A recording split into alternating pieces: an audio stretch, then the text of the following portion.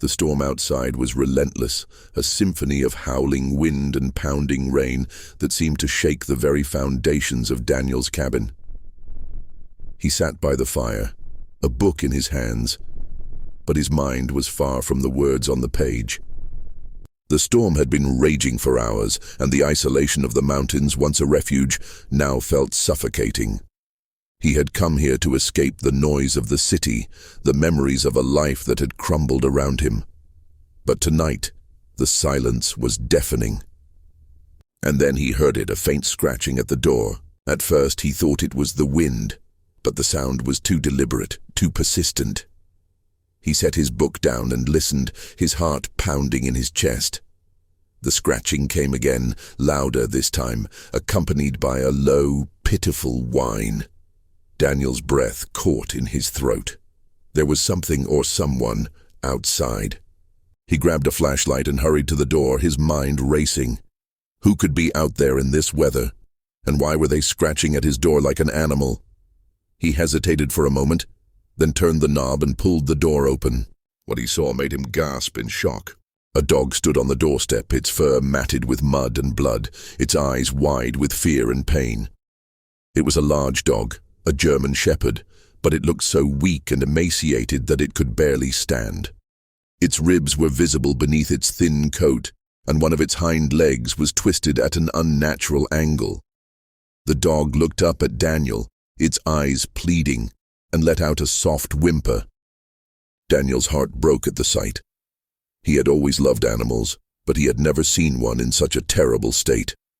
Without thinking, he knelt down and reached out a hand, speaking softly to the dog. "It's okay, boy. I've got you."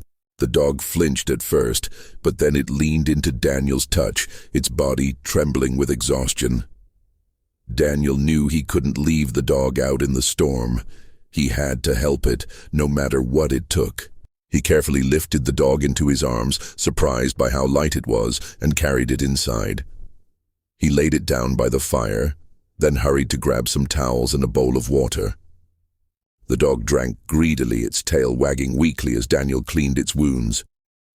He didn't know how the dog had gotten hurt, but he was determined to save it. As the night wore on, Daniel tended to the dog's injuries as best he could. He splinted its broken leg with a piece of wood and bandaged its cuts, all the while speaking to it in a soothing voice. The dog seemed to understand that Daniel was trying to help, and it lay still, its eyes never leaving his face. But as Daniel worked, he couldn't shake the feeling that there was something strange about the dog. Its collar was missing, and its fur was matted with dirt and leaves, as if it had been wandering in the wilderness for weeks. And then there were the scars, old, deep scars that crisscrossed its body, telling a story of pain and survival.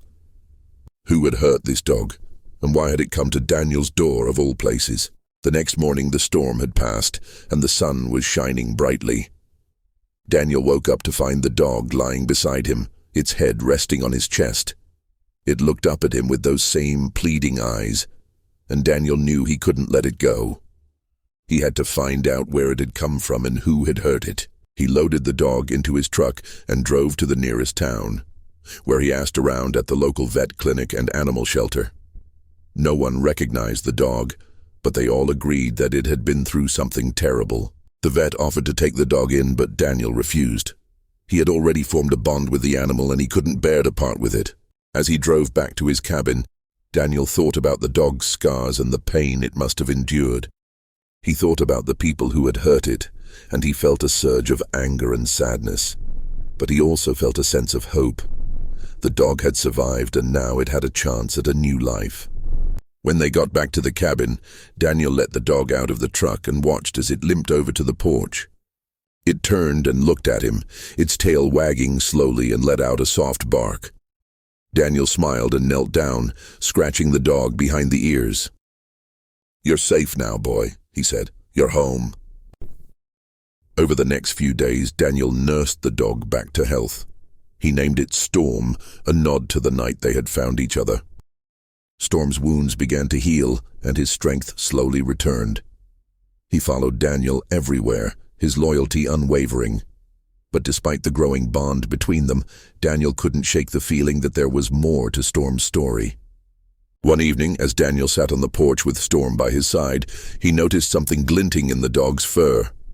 He leaned closer and saw a small metal tag tangled in the matted hair near Storm's neck. His heart skipped a beat. He carefully untangled it and held it up to the light. The tag was scratched and worn, but he could just make out the words, "Property of Blackwood Research Facility." Daniel's stomach churned. Blackwood Research Facility? He had never heard of it, but the name sounded ominous. What kind of place was it? And what had they done to Storm? The scars, the broken leg, the emaciated body. It all made sense now. Storm hadn't just been abandoned. He had escaped from somewhere terrible. Daniel's mind raced. Should he report this to the authorities, or would that put Storm in danger? He looked down at the dog, who was now resting his head on Daniel's lap, his eyes half closed in contentment. Storm trusted him completely. Daniel couldn't betray that trust. The next day, Daniel decided to investigate. He drove to the nearest town and asked around about the Blackwood Research Facility. Most people shrugged, but one old man at the gas station narrowed his eyes and said, "You don't want to mess with that place, son. They don't take kindly to outsiders asking questions."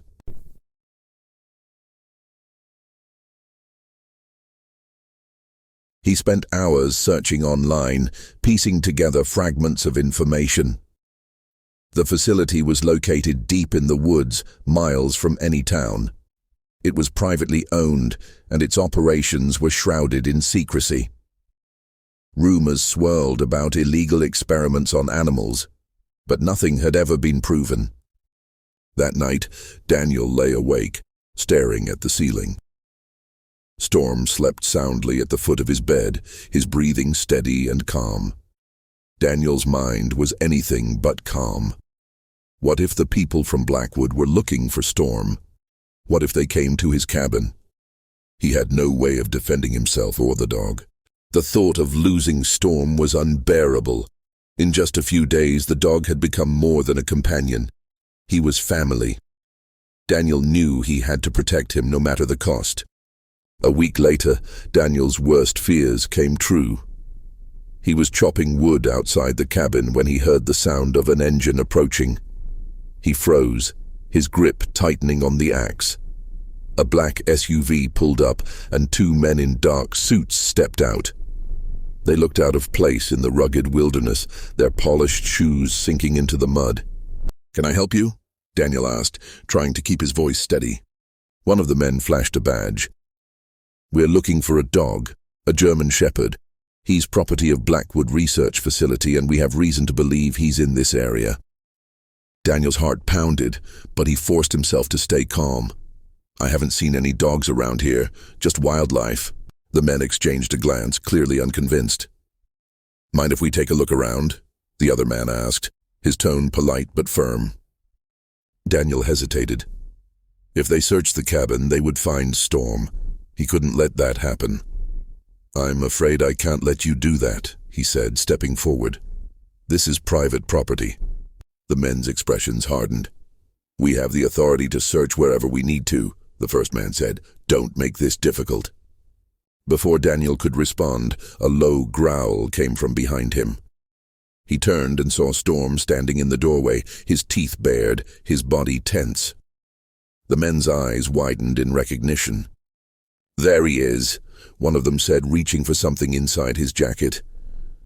Daniel didn't think. He swung the axe, embedding it in the ground between him and the men. "You're not taking him," he said, his voice trembling with anger. "Not without a fight." The standoff lasted only a moment before Storm lunged. He moved with a speed and ferocity that shocked even Daniel. The men stumbled back, one of them falling to the ground as Storm snarled and snapped at them. Daniel seized the opportunity. He grabbed Storm's collar and pulled him back, then ran for the truck. "Get in!" he shouted, throwing open the door. Storm leapt inside, and Daniel followed, slamming the door shut just as the men recovered. He started the engine and peeled out, the tires kicking up mud and gravel. The SUV gave chase, but Daniel knew these roads better than anyone. He drove like a man possessed, weaving through the forest trails, the truck bouncing and jolting over the rough terrain. Storm sat beside him, his eyes fixed on the road ahead, his body tense but steady. After what felt like an eternity, Daniel lost the SUV in the maze of trails. He pulled over in a secluded spot and turned to Storm, his hands shaking on the wheel. "We're not safe here," he said, his voice barely above a whisper. "We have to leave, for good."